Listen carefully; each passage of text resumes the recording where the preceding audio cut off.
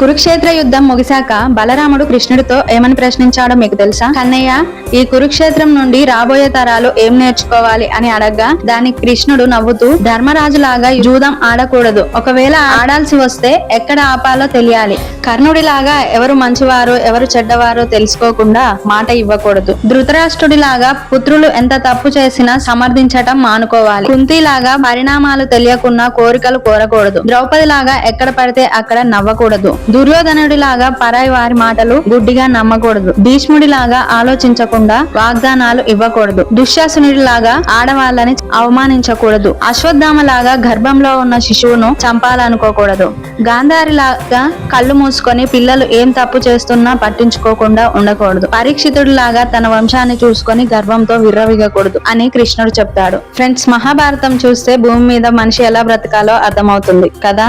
Friends, video నచ్చితే like చేసి subscribe చేసుకోండి. జై శ్రీకృష్ణ అని కామెంట్ చేయండి.